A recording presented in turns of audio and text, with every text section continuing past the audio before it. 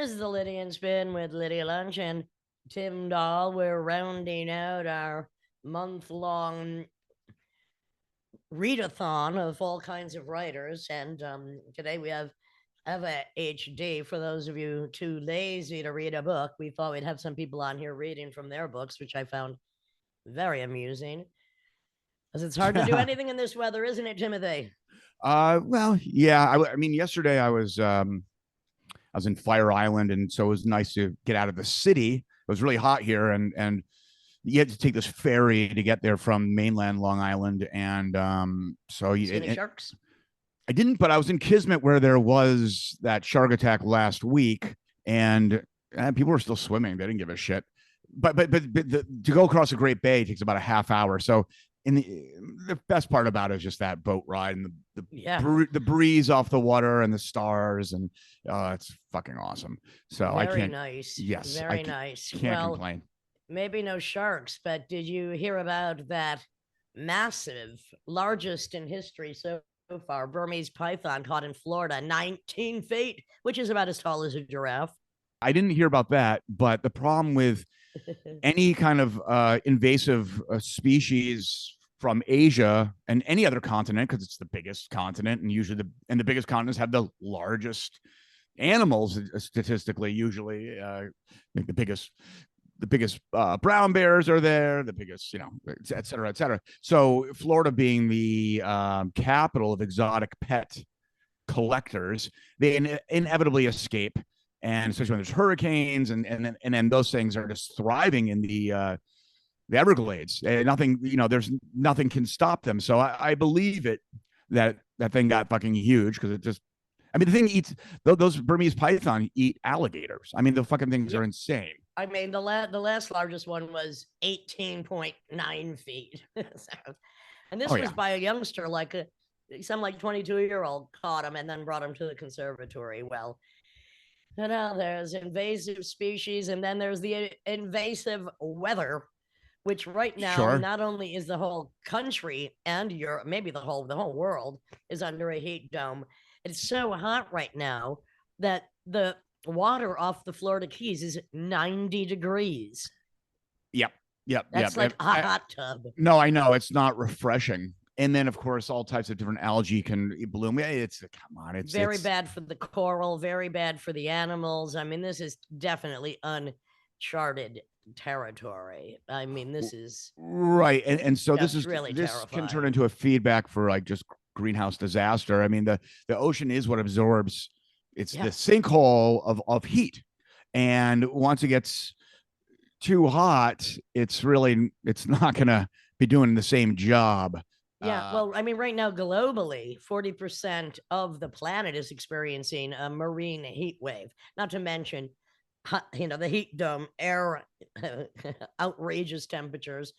But also, of course, then the water's going to heat up, and then the icebergs are going to melt, and then Well, the rate of these temperature changes is faster than would normally things would normally evolve. So, for instance, a lot of the marine life that are used to certain temperatures of water, they're migrating further to the poles to stay in the same temperature. But the thing is, the reefs and stuff they live on can't evolve that quickly. So then they're suddenly in new environments.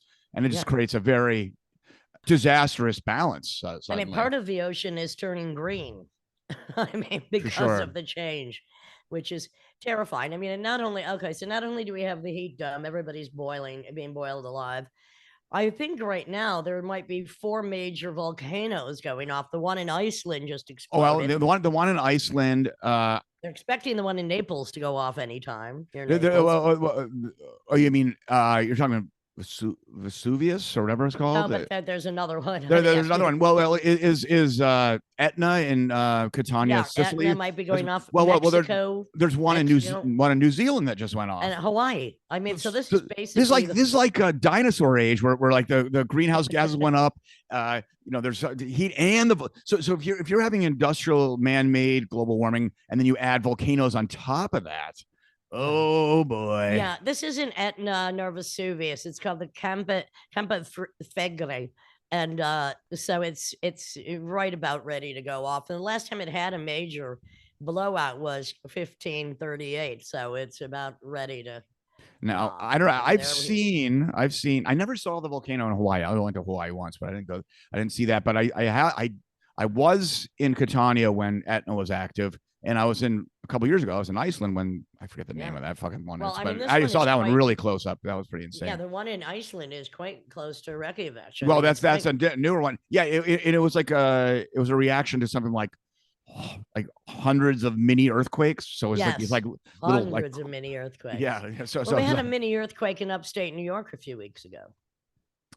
And then, of course, now upstate New York and Vermont are flooded like a motherfucker. Flooded, which I mean, I don't remember that Vermont ever flooding before. I know they've had a few major ones, but this is pretty insane. And Montpelier is fucked.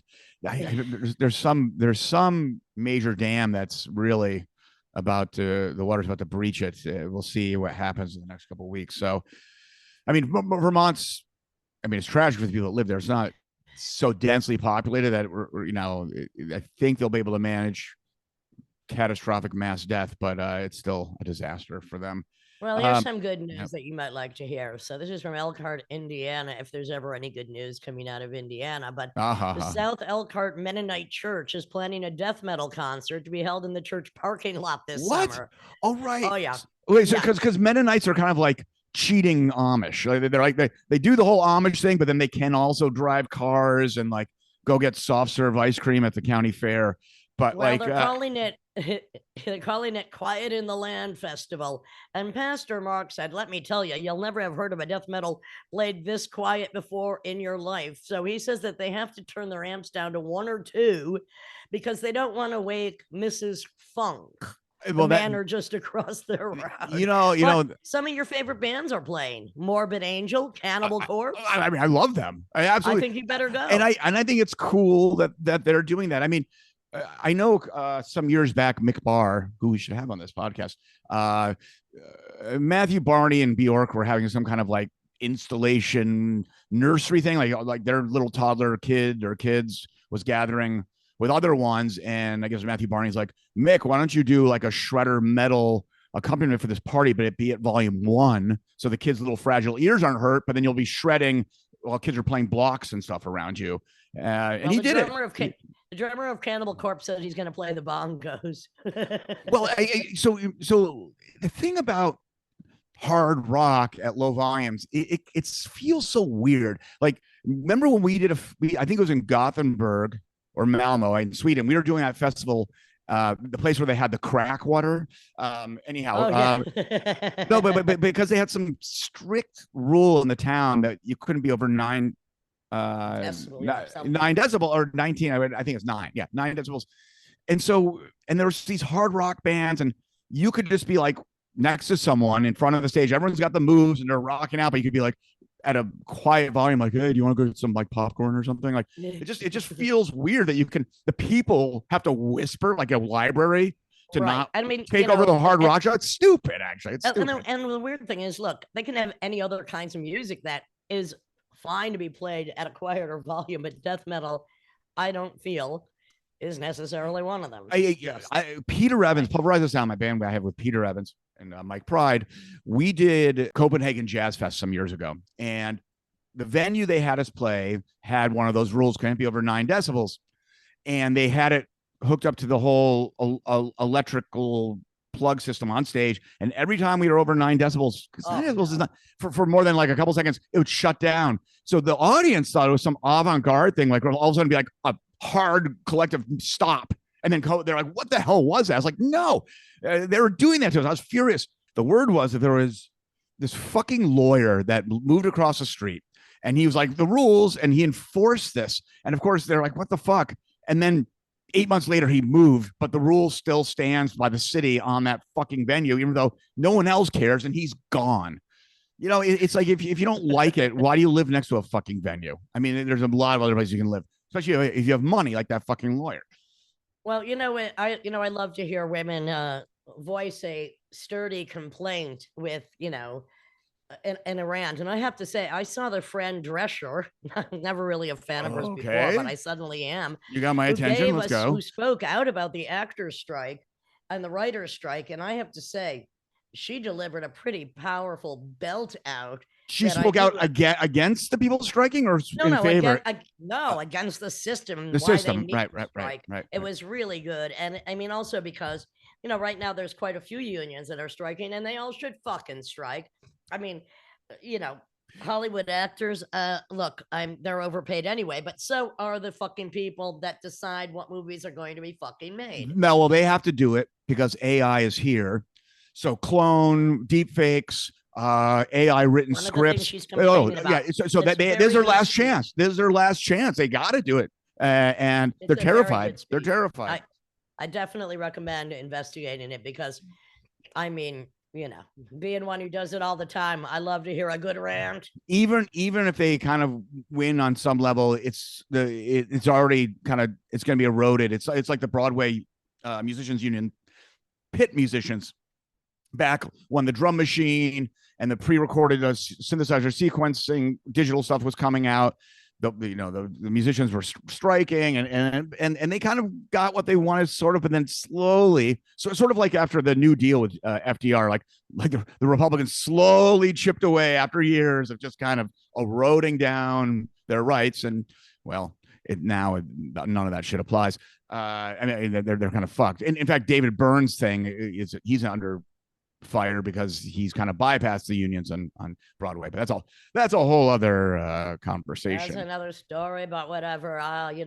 Did you hear about the armed and dangerous granny who was on a high-speed chase in southern Indiana?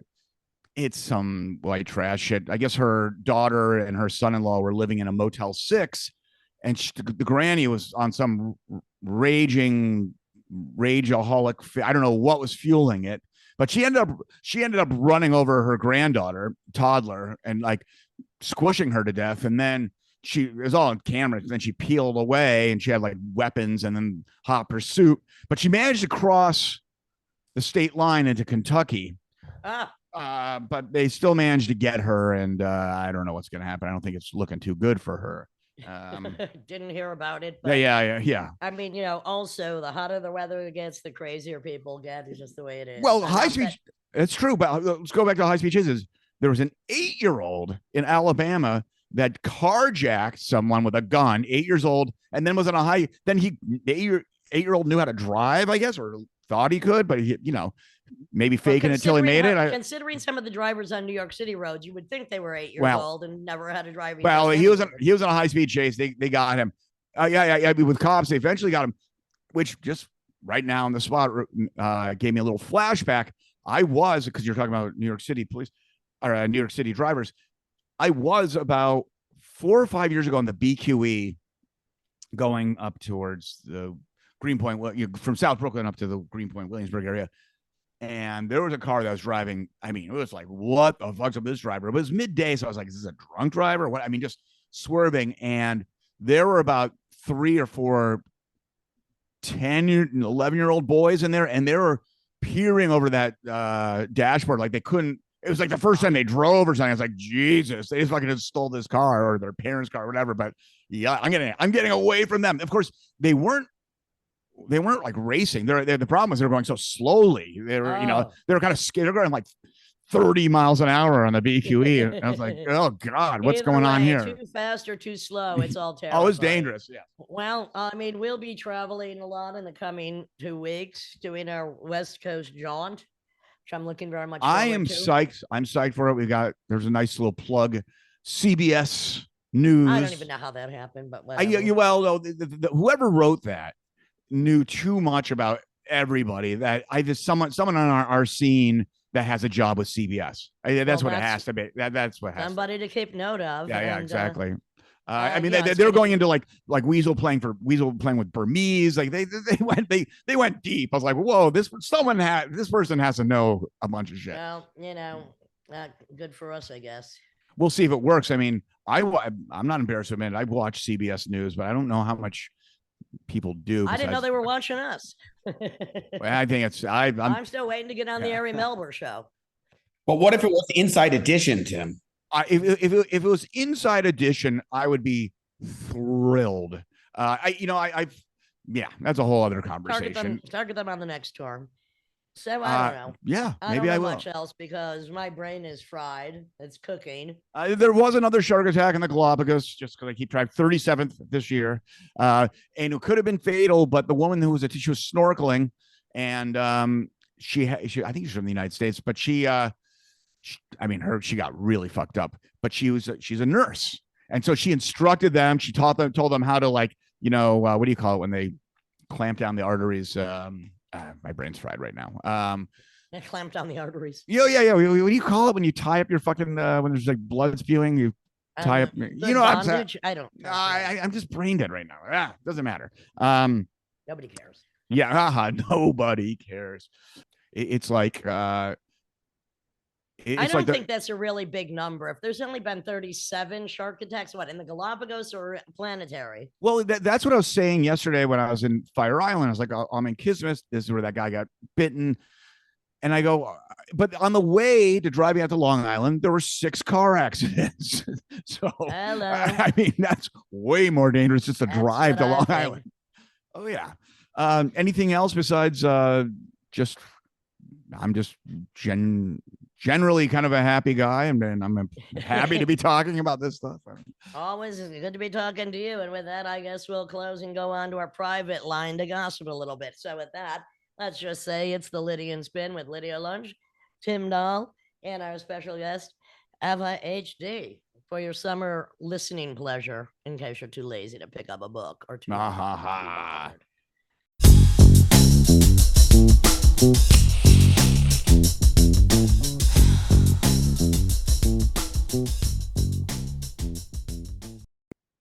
Well, as usual, things are always unusual here at the Lydian Spin. This is the Lydian Spin with Lydia Lunch, Tim Dahl, and our special guest today, Eva H.D., poet. She's released 3 books. Her new one's out now. The first one was Rotten Perfect Mouth, Shiner, and now The Natural Hustle. Maybe most well known, besides winning an award for her poem 28 Michigans, which is fantastic, was I first came to know or was aware of you through the poem you're going to read for us right now, Bonedog, which was in a very dark and interesting film called I'm Thinking of Ending Things that Charlie Kaufman did. Someone we'd love to have on the show, but I hear he's too shy. That's okay. The poem is fantastic. It's a really dark film. It's weird. It's indie. It's really good. And the poem stood out. I'm like, where the hell did that poem come from? So why don't you bless us, Eva H.D., with Bonedog? Sure. Thank you. All right, Bonedog. Coming home is terrible. Whether the dogs lick your face or not, whether you have a wife or just a wife-shaped loneliness waiting for you, coming home is terribly lonely, so that you will even think of the oppressive barometric pressure back where you have just come from with fondness, because everything is worse once you're home. You will think of the vermin clinging to the grass stalks, long hours on the road, roadside assistance and ice creams, and the peculiar shapes of certain clouds and silences, with longing, because you did not want to return. Coming home is just awful, and the home-style silences and clouds contribute to nothing but the general malaise. The clouds, such as they are in fact suspect and made from a different material than those you left behind. You yourself are cut from a different cloudy cloth, returned, remaindered, ill met by moonlight, unhappy to be back, slack in all the wrong spots, seamy suit of clothes, dish rag ratty, worn. You return home moon-landed, foreign, the earth's gravitational pull and effort now redoubled, dragging your shoelaces loose and your shoulders, etching deeper the stanza of worry on your forehead. You return home deepened, a parched well, linked to tomorrow by a frail strand of anyway. You sigh into the onslaught of identical days, one might as well at a time. Well, anyway, you're back. The sun goes up and down like a tired whore, the weather immobile as a broken limb, while you just keep getting older. Nothing moves but the shifting tides of salt in your body. Your vision blears. You carry your weather with you, big blue whale, a skeletal darkness. You've come back with X-ray vision. Your eyes have become a hunger. You come home with your mutant gifts to a house of bone. Everything you see now. All of it. Bone. Thank you so much. And I have to say, I didn't even know how I came to this film. I didn't realize it was a Charlie Kaufman film. I just flipped and saw it. The title, of course, drew me in. I'm thinking of ending things. But I have to say, after that poem was done by the actress who did it in the film, Jessie Buckley, I believe, I had to stop. She's great. I had to stop the film for a while and just kind of take it in. I had to stop the film and just go, fucking incredible. Oh, wow. That's so nice. Well, I mean, a poem, in a sense, I mean, poetry, it's so poetry. I never saw an ad that said poet wanted, obviously. We do it because we have to. But I mean, a poem can be a novel on one page when it's good. And also there should be more poems or more poetry in films. But then you've done a short film with Charlie Kaufman based on one of your poems. What's the title of that, please? I know it's up now. Oh yeah, it's called Jackals and Fireflies. And it's on YouTube for free or whatever. So you can just can't avoid it. Watch it there. Well, thanks for being brought to us by Mr. Keckler. Yeah, isn't he the greatest? How often do you quote unquote perform or read publicly your poems? Not often, I guess. Maybe not often enough, honey. Wait, just hang on there. I'm going to become your booking agent. I mean, if you like to read live, do you?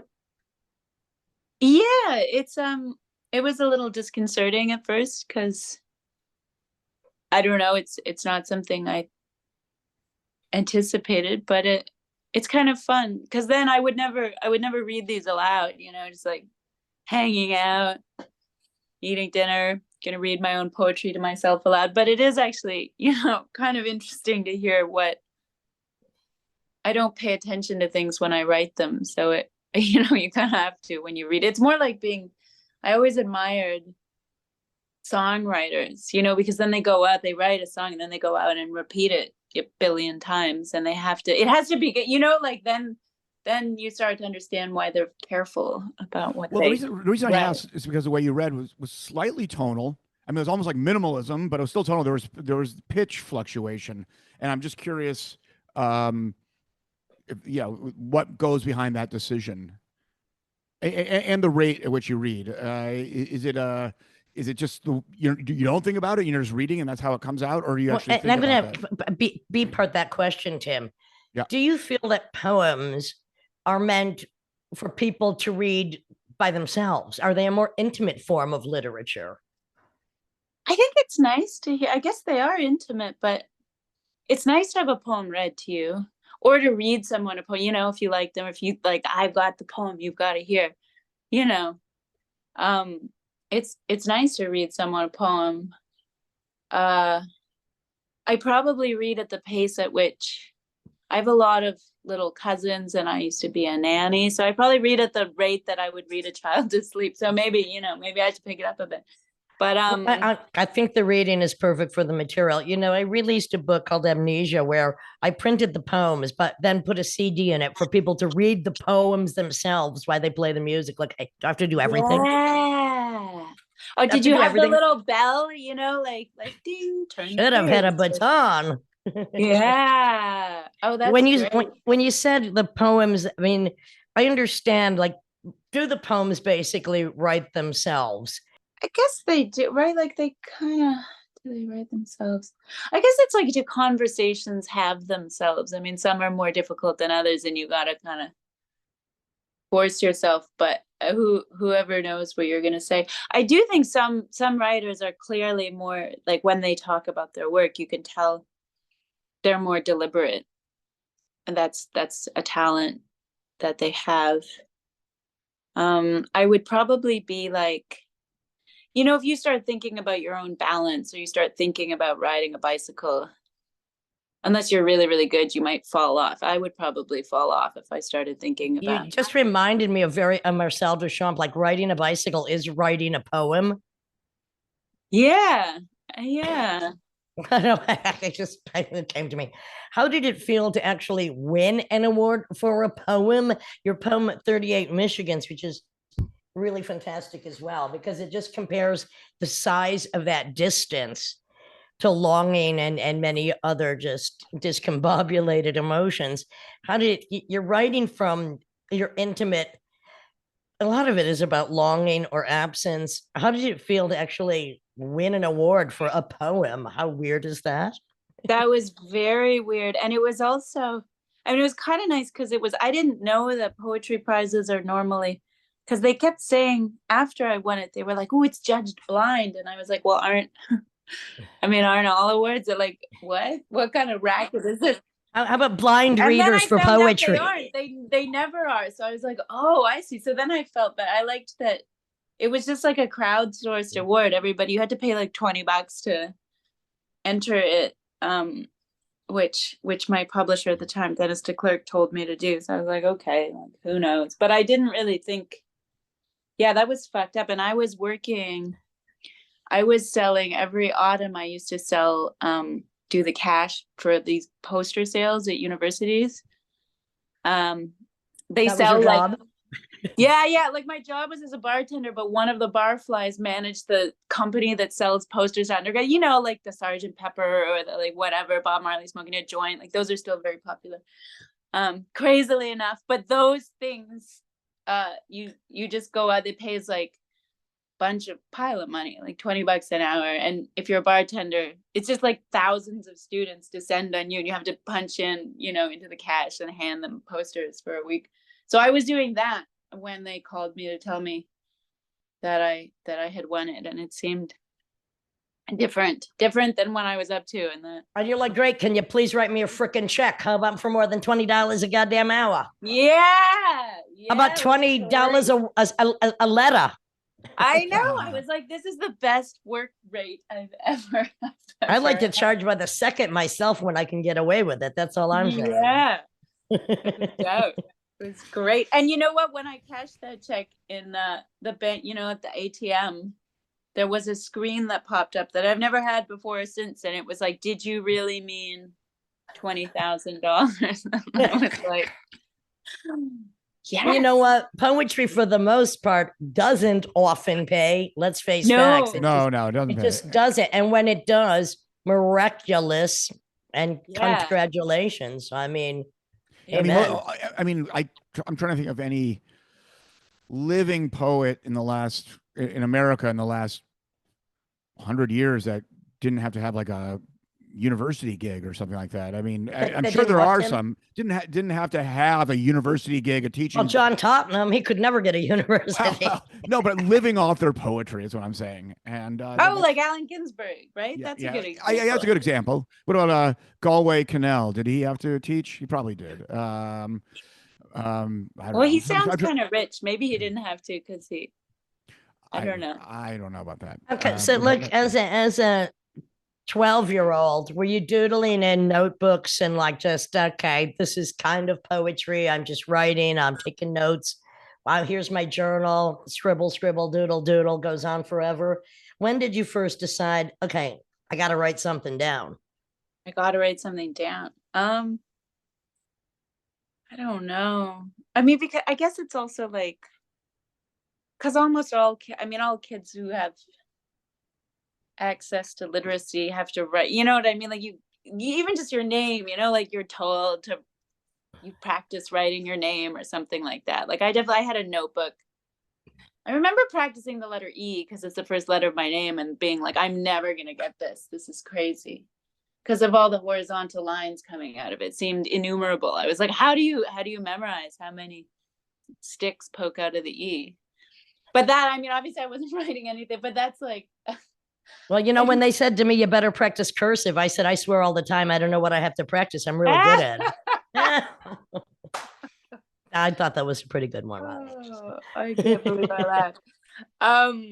Yeah, so I don't know. I feel like you just kind of, maybe it's just, I just kept doing it. Like everybody you're required to write these little things, as a child in school or something like that, or you write a grocery list or something. I just happened to continue. When you write your poems, do you write in notebooks? Do you write on the computer? Do you do both? Do you write on napkins? Do you write on? I do write on napkins, less than I used to, but yeah, it worked. That's why it's poetry, because I would write a lot. You can't write prose in between serving people their drinks, but you can definitely write little poems. Do you remember the first poem you wrote, even if you didn't realize it was a poem at the time? I don't know, because I still don't think they're poems. You know what I mean? Like I don't like the word myself, but yeah, well, because it's hard to think of any poets, for me at least. It's like, it's prose to me, which I respect more than poems. I don't know. Yeah, or just, it's like, how do you know? Maybe a poem is just more distilled.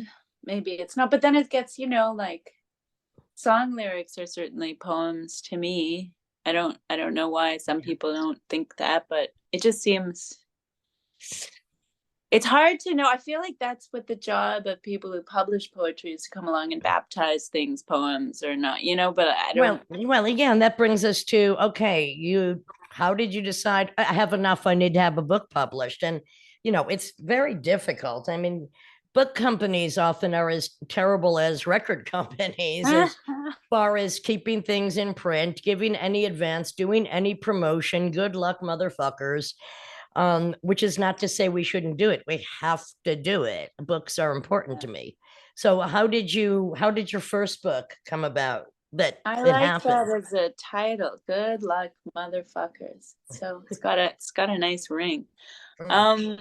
How did my book come about? Well, yeah, that was kind of, I guess I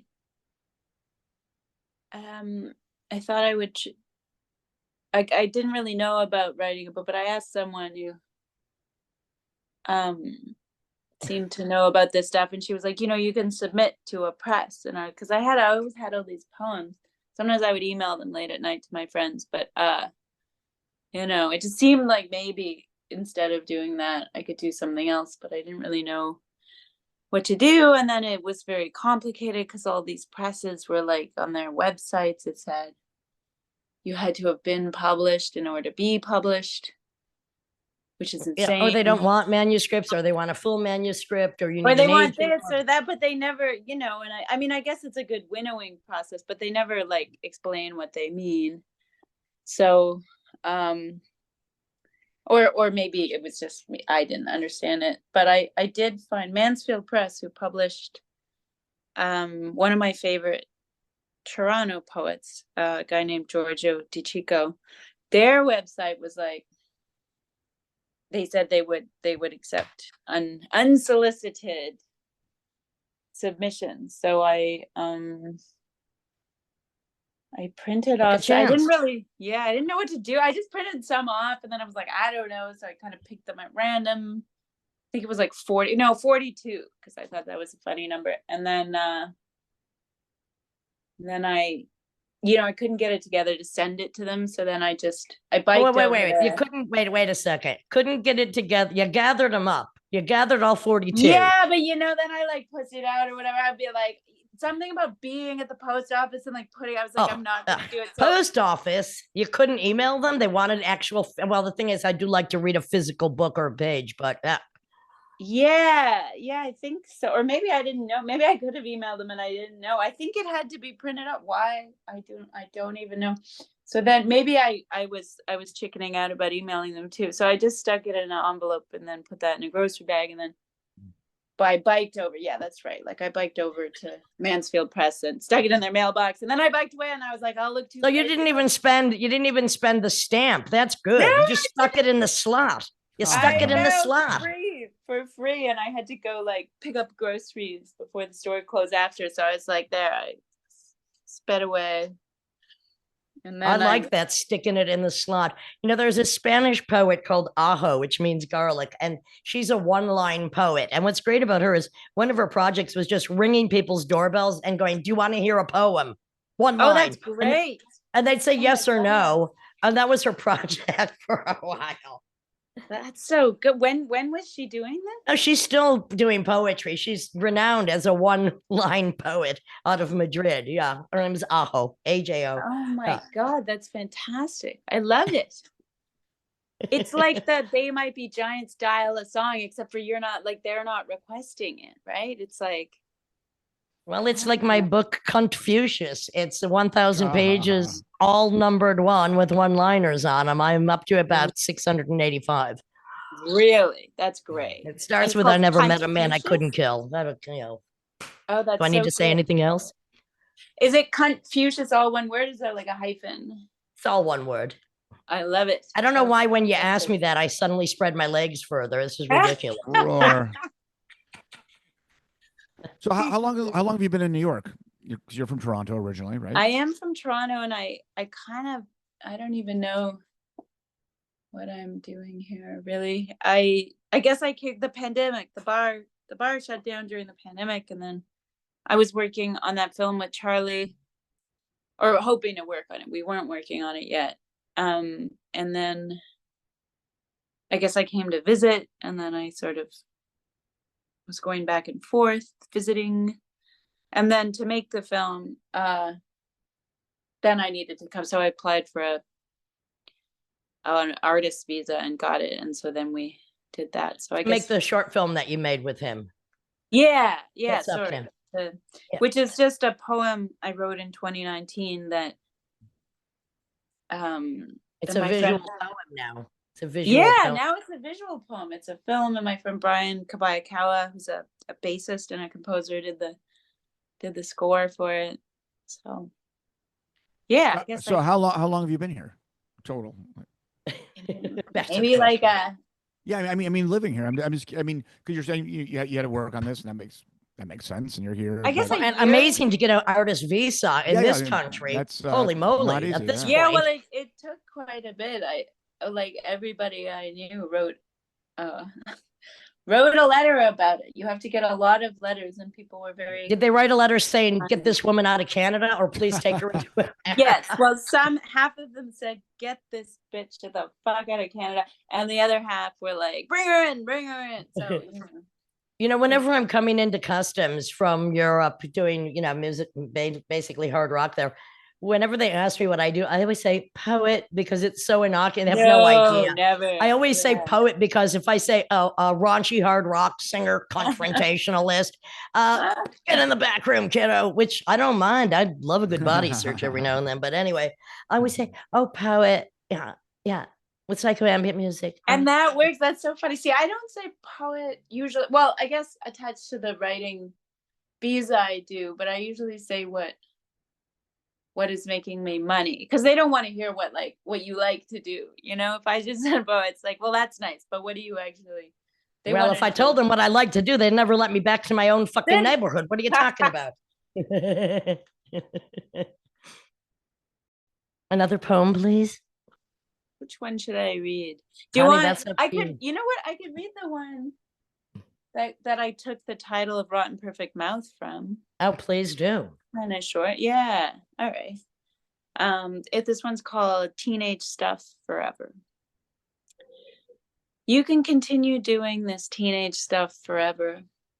You can sit on the road in the perfect summer dark and listen to a married man rail against the prison he has built for himself.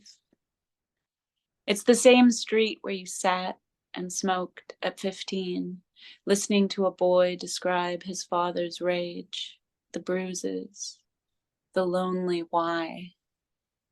They could be the same man, the man already jealous of his toddling son, the boy cowering from his father. It could be the same night, that June damp, the desire to touch the face of someone beautiful with your rotten, perfect mouth. How do you know that one by heart? I don't. My computer just magically lit up again, and I had this like the screen with that poem up, and so when it came back, I was like, hey, I can read this one. It seems so of the moment and wonderful. I thought you might go for that one. Yeah, well, I did. So who were you reading when you were growing up? Like what literature or movies inspired you? Oh, or still inspire you? And do you read poetry? I mean, you write poetry, but do you read poetry? I do read poetry. I don't read. I often wonder if anyone else does either, though. I don't know how many people like read a whole book of poetry like in a row. You know, I buy books of poetry or I take them from the library, but I read like one. You know, like there's so much in there. But yeah, I do love to read poetry. I also like to write out and read. You know, like read the liner, read song lyrics, like literature, I guess. I think it's important to print the lyrics myself. Of course, I don't write them for nothing. Totally. I mean, come on. Although it can also like I could see the idea behind having people, you know, like you're there with your little tape deck or something, like rewinding, trying to hear. Misquoting. Well, the thing is, I also don't. Misquoting, exactly. I also don't mind some. Well, particularly in popular music, rock or something, when it's just this phonetic thing that sounds cool, even if it doesn't make sense sometimes. I mean, like Louie. Look, just because I print the lyrics doesn't mean they all make sense, Tim. Come on. I'm not talking about you specifically. Sometimes it's abstraction. I mean, what I'm saying I can't hear. I'm still in the song Louie by the Kingsmen when they're apparently saying, "Baby, we gotta go," and it sounds like Eva. It's like I don't know how that's going on, but I love it. I mean, I know George Clinton would write different words on top of each other that sound the same. So the chorus will be saying one thing, and he'll be saying something else, and so it is intentionally obscured, which I think is cool. Really, there is a great website about misheard lyrics, though. That's quite interesting. Oh yeah, like Mondegreens, like "While I Kiss This Guy." Yeah, exactly. Yeah.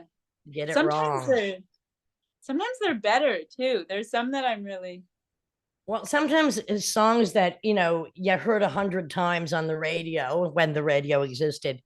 And then you go back and the lyrics are so amazing or so weird. And I'm thinking about one song that I became obsessed with for a while, which was Along Came Mary by The Association. And it's so psychedelic.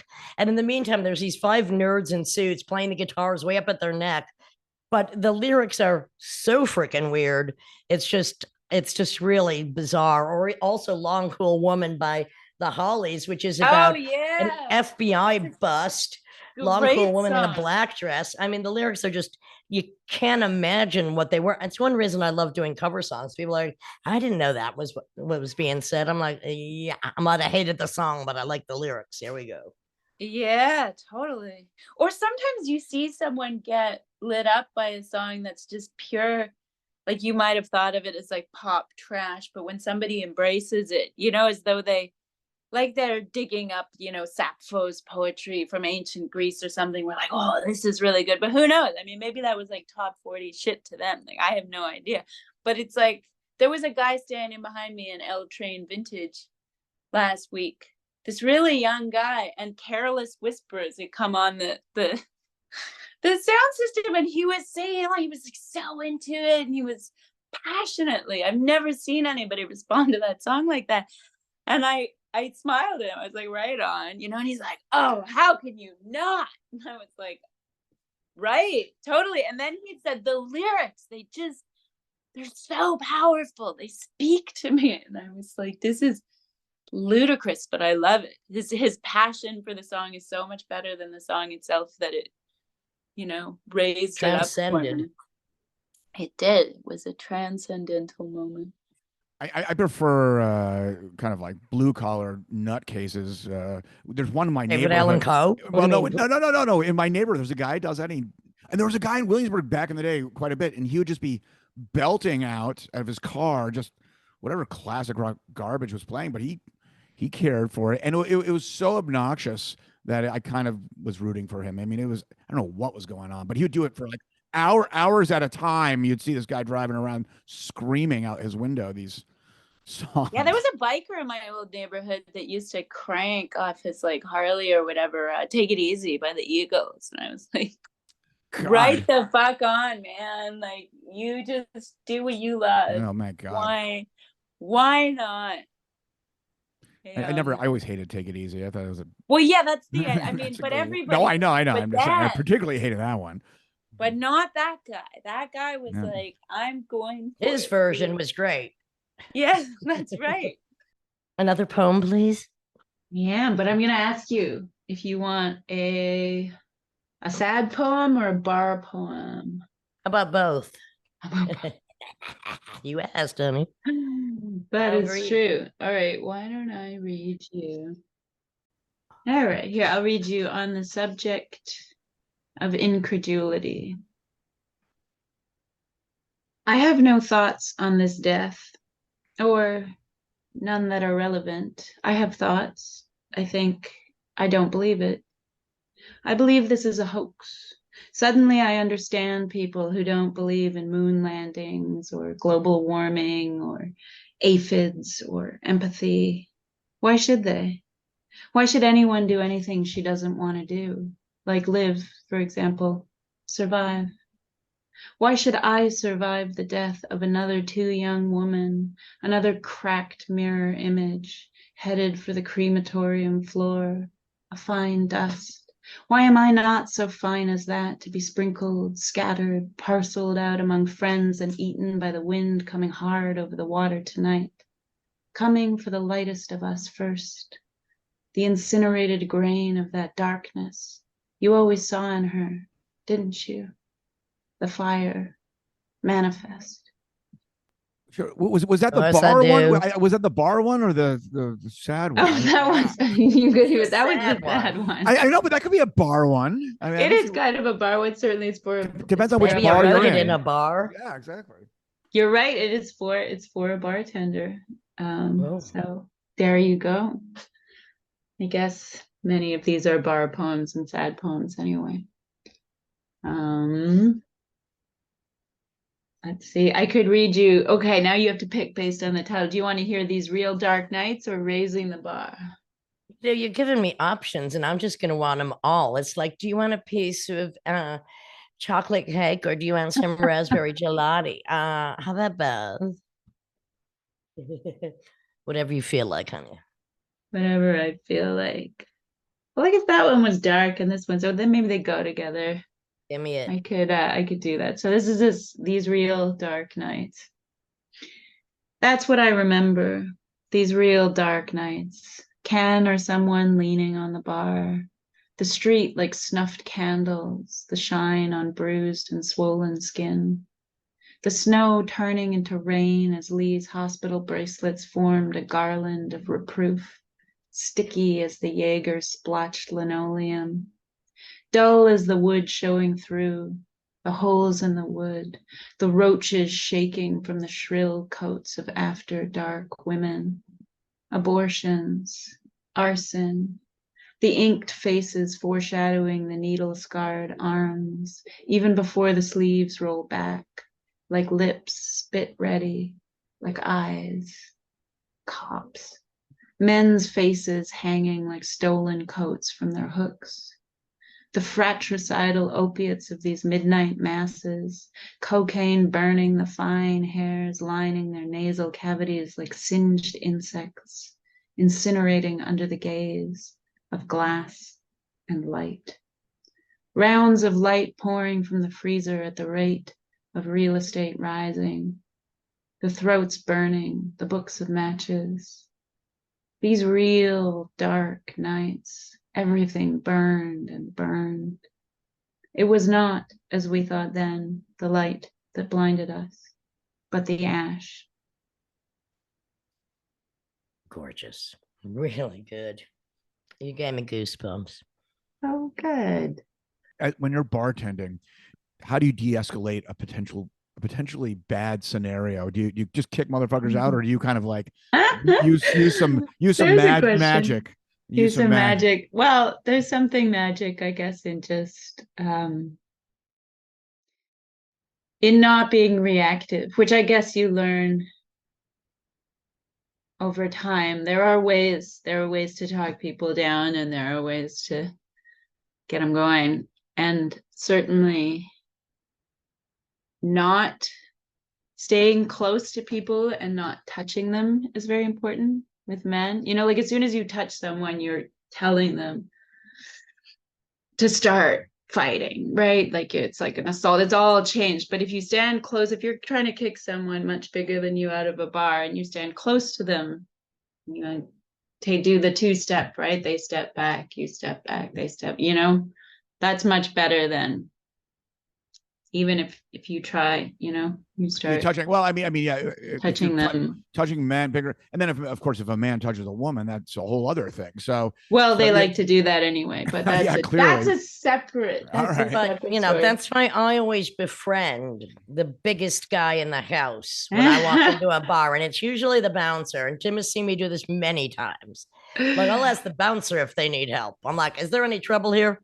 Yeah. No, well, I might be the troublemaker, so just watch out. You need help. Well, you know, and then if you're really, you know, if you're really in trouble, it's good to remember that the roof of the mouth is very soft, and nobody likes getting stabbed there by sharp fingers. No. I really wanted to say, is that why nobody likes to suck my dick? I don't know where that. Now we're talking. That I don't know. Because it's spiky.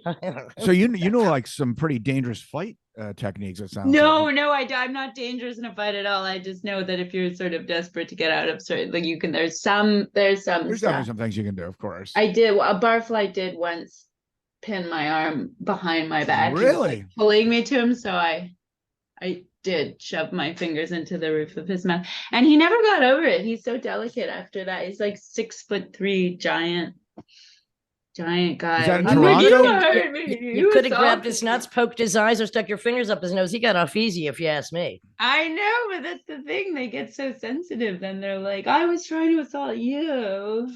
Was that in Toronto or here? That was in Toronto. Yeah. I think because of the gun thing in the United States, I think Canada, you see more fist fights at bars. Because here it's like if people just pull a gun. People are kind of like cool, because if you cross a certain threshold, it could go in a really insane direction, as opposed to let's just like fucking fight it out like old school style. I could be wrong. It's not scientific, but that's just like that's observation. Depressing. If that's true, it is true when people have a knife. It's interesting because if you've been bartending for a while, I mean, a lot of writers end up on the other side of the bar. I mean, writers, there is a penchant for drinking. Well, I love the poem that I wrote with John Tottenham once, where he goes, "Yeah, I met my last girlfriend in a bar." I said, "I never met a lover in a bar, but most of them ended up there." Yeah. So since you're a Canadian native and you're a poet, have you ever written a poem about professional wrestling or heavy metal? I'm not Canadian native. I was born so maybe you haven't. Okay. I was born in Canada. I am not indigenous to Canada. Okay, I see what you're saying. Well, being born in Canada, well, even more so being born. I'm a Canadian settler. There, so even more so, Canadian settlers. Hey, I've written many silent poems. I've really into wrestling and heavy metal. So I'm just curious. I've written many silent poems to Bret the Hitman Hart. Really? Many. Oh, yes. Oh, really? Mostly written on my flesh with my fingers. That's great. What a great word hieroglyphics. Oh my God. So you should write that one down. with your pen in your fingers. Yeah, but That's then I'd have to great. pull my panties aside to show it to anybody. Oh my God, all of these are such good lines. You had to write all this. I don't know what you're down. doing to me, sister. Something you're bringing it out of me. I have no I idea. love it. I've written many silent poems to Brett, the Hitman Heart, mostly written on my flesh with my fingers, but I'd have to pull my panties aside to show them to you. That's so great. That's like the perfect little. I think I better send it off to him before he's too. I mean, he's already like 20, 40, 30 years. I liked him when he was a youngster, but whatever. That was when I was younger. That's your title. I liked him when he was a youngster, but that's kind of the story of my life. Boom. Oh, that's so good. There's that. Do you know that poem by Kim Adonisio that's like, I think it's called 30-Year-Old Lover? Oh, it's so great. She's like fucking this much younger man, and she's like, I just want to drink it in off your skin. And she compares him to a stick of butter.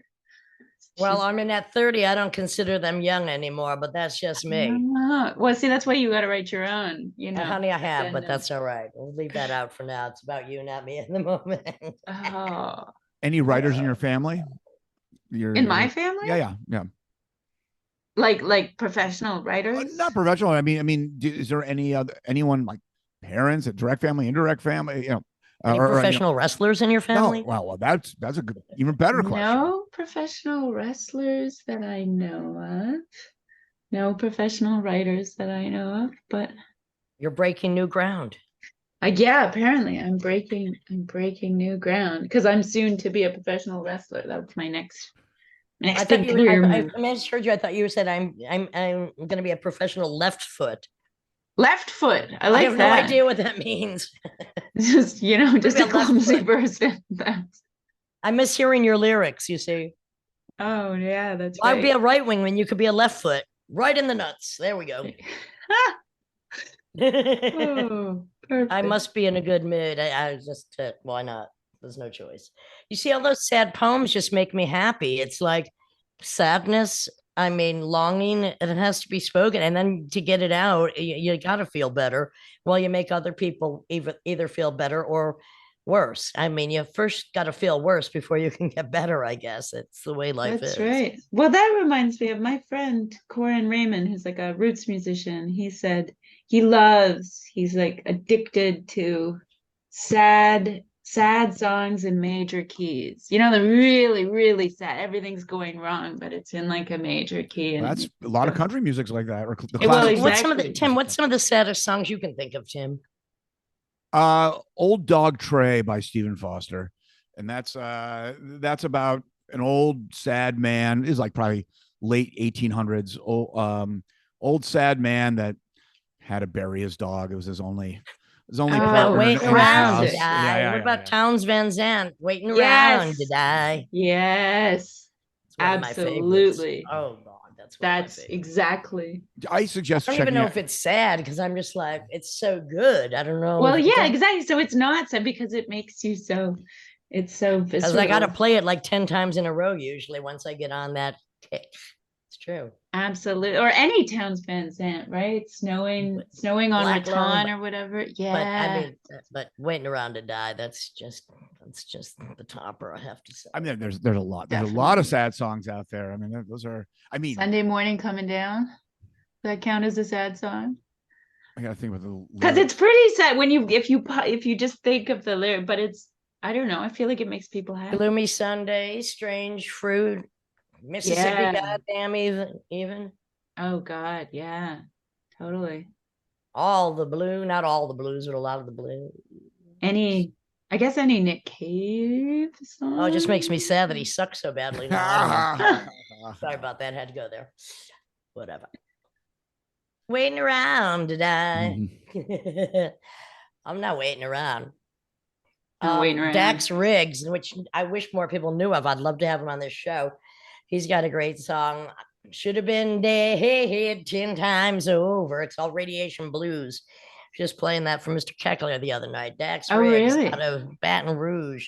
He had some very good songs. Dax Riggs. What about a great name to begin with? Dax Riggs. Well, what about Radiation Blues. what are some sad rap songs? I mean, you're talking about like a sad song in a major key. Down for whatever. Diary of a Madman, Scarface. Oh, there's a bunch. I'm just curious if you have any I would favorite. say Down for Whatever by Ice Cube and Thug's Mansion by Tupac. Any of Tupac, right? Brenda's Got a Baby. Tupac was never my guy. Vietnam vet, Ice Cube, that's really a downer.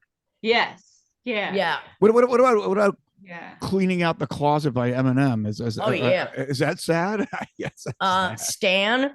Stan is pretty fucking sad. Any of those. I would say My Name is sad to me because the music sucks so bad. Thank you, Dr. Dre. All right, you had to bust through with something, but still, twee.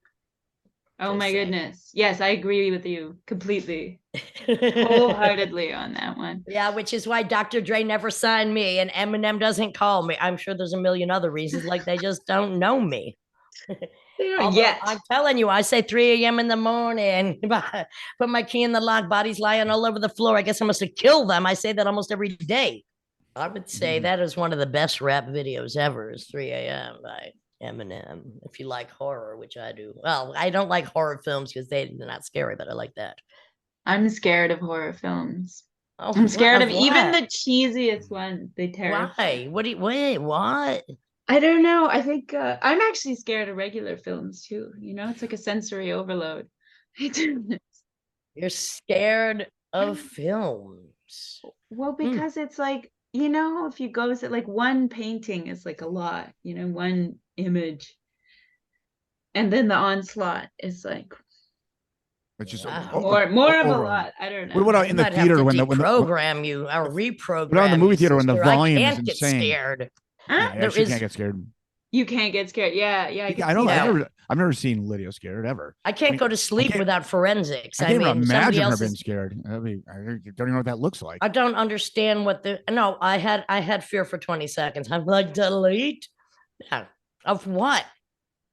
Of what am I afraid? I think I need to reprogram you. It might be. It's the effect it has on my thought process, which I like to imagine, even though it's a bit of a fallacy that I like to imagine my thoughts are my own or something like that. And then when I get assaulted by a string of moving pictures, it just starts frying my ability to think straight. What about the Zoom meeting? Is this too much over sensory overload? But also I'm not really looking at you because I'm bad at making. No, I like the turning of the head.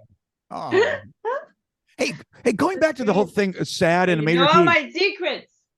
Going back to this, going back to a sad song in a major key.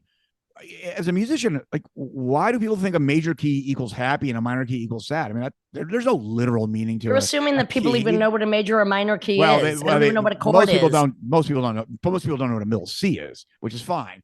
But there is this thing where people say, "Oh yeah, major's happy and minor." It's like, what is it?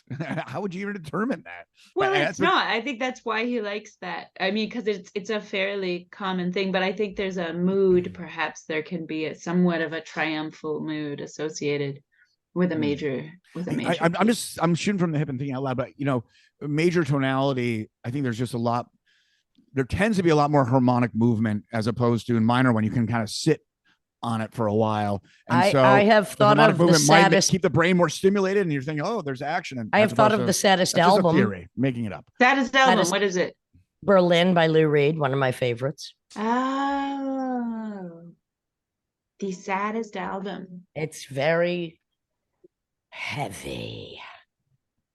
One of his best before he got rotten. Does it make you sad, or does the sadness in it make you then happy because it's so good? No, it doesn't. I can't say it makes me sad. It's just, it embodies all forms of desperation, sadness, violence, longing. I don't know if it made me sad. Right. I mean, it was an album I obsessed on in my teenage years. Well, I was, I'm sure, a sad girl then, not like the happy chappy I am now, but maybe listening to it so often just cheered me up. Doubtful. Don't know. Right, but then it's something you listen to incessantly when you're a teenager kind of worms its way into your DNA, right? Well, it's warped me, no doubt. I have no problems aborting things I listened to as a kid. I mean, I guess you're right about that. It will be in my DNA, but it's braided into your consciousness, right? Maybe, And yeah, sure. Well, sure, We sure. Are the Dead by David Bowie is certainly braided into my consciousness because it is one of the most apocalyptic, thank you, 1984 and George Orwell song ever written. Yeah. And it's in there. I And feel like it's those in things there. can be like, you're just always, if you love something that much when you're young enough, you're just always plagiarizing it a little bit in the best possible way. Well, I'm going to go back to saying, because my biggest influence, Henry Miller. I mean, sometimes when I go back, always in the summer, I have to go back and look at Tropic of Capricorn, Tropic of Cancer. And I'm like, why did I even pick up a pen? Well, because I had to, but thank you. Some of those passages are just the best in all of literature. So I decided at one point, well, I guess I have to read them out loud because he didn't. There you go. Yeah. Yeah. So do you read Henry Miller out loud to yourself? Well, I did a recording of a Henry Miller track with Tim's band Grid. Yes. We haven't Did you released it really? yet, but Oh, also, cool. yeah, I'm also reading of John Recchi and David Wojnarowicz and a piece about Herbert Huncke. So I had released an album in the 80s or 90s called Our Fathers Who Aren't in Heaven, where I read Hubert Selby, Henry Rollins, Don Byama, and myself, just proving I could bring new life to their words. I love to read other people's. And when I do workshops with writers to how they perform, I love to read their work to them so they can hear it. Because when you write, I mean, hello, unless you got a cat, nobody's hearing it. That's great. I like it to open up prose that I don't necessarily understand otherwise. If someone who really loves the book reads it aloud to you, then you kind of got to weigh in. You said you were a nanny or something where you've had to read to children before. Yeah. What do you just pick whatever you want when you read to children or well, usually it's nice to pick something from amongst their books, right? Like that's usually what's going on. They have a little bookshelf. They got a couple of books. Most kids. I don't know. My dad read Calvino's Italian folk tales to us. Oh, that's nice. And those were like magical for my brother and I.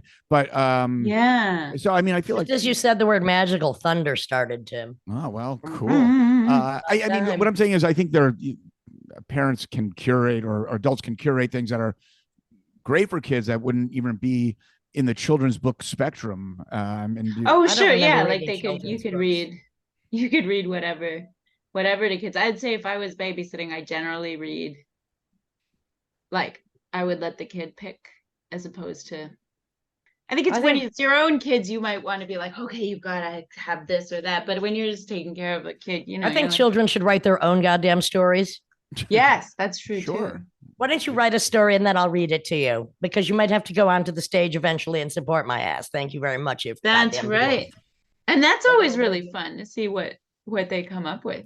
Well, I used to get in trouble for the stories. I used to get in trouble for the stories I wrote. I don't know why the teachers would be so uptight, but I love doing it. Well, Tim, I've heard some of those stories. I've heard some of those stories from when you were a young child, and I can understand why you might have had a little bit of a problem. Well, teachers can be uptight, so I mean, we'll have you read some of your stories on the podcast coming soon. Oh boy, your teachers were literary critics then. They didn't like. Well, I think they were offended by comic slices. I think they wanted to be stars, like Pied Pipers in a small pond, and so I think. Tim was politically incorrect at the age of 7, and if it was something outside of what they wanted to, the spectrum that they wanted to control, I think it was so weird. They didn't like that so much. Any of my teachers, maybe they just didn't read things, but I don't think they had any editorial idea. They'd be like, okay, check, you wrote a story. Nice one, kid. Yeah. Well, that's good. At least you clearly engaged these people. Yeah. It was fine. I wasn't worried one way or the other. I was just kind of amazing. My parents are not. This is not about me, anyways. But my parents, they'd be like, "Whoa, this is fine. Like, why is this person so uptight?" But now you can't just leave me hanging like this. Well, no. Well, if we ever hang out, I don't have the stuff on me right now. But if what? Trust me, I've heard it, and for a young man of his age at that time, politically incorrect and hilarious. Amazing. Okay, well now I have to hear these. If not, Well, now you're going to have to come not over for that a politically reprogramming incorrect. about terror. Oh God, no more terror. No. Well, I'm going to try to cure you of that. I'm going to try to erase that from you. So you don't like movies that much because the stimulation is a little overload. Yet you make movies. That's I don't really. I made the one. I helped make the one, and I was like, I fell into it. I do like them though. I like slow moving, like Bellatar films. It's like 7 hours. Beautiful. And yeah. You know what I mean? Like when you just like can soak it in, and it's. Get up and make a drink, come back. Or you know what I love? 7 hours Joseph's movie that Lydia's actually in. And it's fucking hilarious. I love that movie. I thought it was great. Hope it's finished soon, and it'll get out there. Yeah. Well, I guess I didn't see the finished one too. I saw the egg or whatever, the nascent film.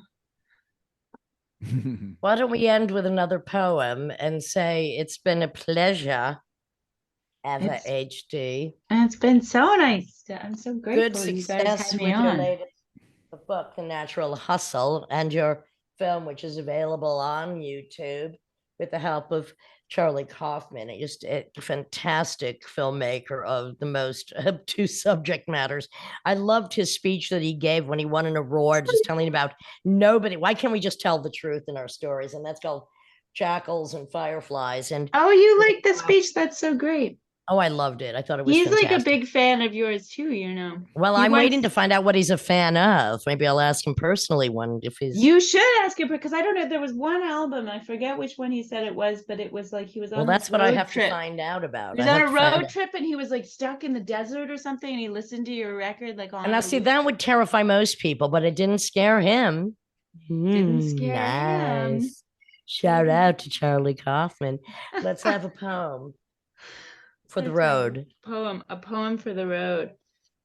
Should I read you? What will I read you? Just I ching it. Okay, I'll read you this one called Belugas, which starts with before it, there's a little epigraph. It's like two people talking, and one says, "The problems are huge, but who cares?" And the other person says, "Well, whales are also huge." So this is Belugas. You say you are spinning your wheels, that you can't see the beauty in it. There's none. You wonder what Jack Gilbert, a dead man from California, might have to say about it. I say perhaps there is beauty in it, though. You are unconvinced, or framed otherwise, I am unconvincing. I need a different frame, you say, so I can see the beauty in this. This doesn't feel like beauty. He might ask you what it does feel like. A dead man from the coast who was an expert on, what else? The beauty of certain thigh brief moments. A woman's startled skin in a bark of sunlight. The pucker of seawater drying. And the sulfurous fizzle of the soul's involuntary blackout. Jack Gilbert, you say, flunked out of school just like me. And I would ask you, what does it feel like? Maybe beauty is not supposed to feel like beauty. Maybe it's supposed to feel like wheels spinning off all the hairs on your body until your body is just sore, bald skin and you can feel everything, including the beauty. Maybe your wheels aren't spinning. Maybe you don't have wheels. Maybe you have whales and they're spinning because they like it, rolling over and over and over in the ice-spleened Atlantic, spinning like white wine stems in the palms of half-bagged mothers, spinning like kite string spools in the hands of children caught out in the lie of their own sufficiency, flayed for fun by the ample ripcord wind. You have whales, pods, gams, flocks of them, happy-go-lucks, bullish, buoyant, bright dervish savants afloat with the certainty that if your blubber's thick enough, the day is always fine.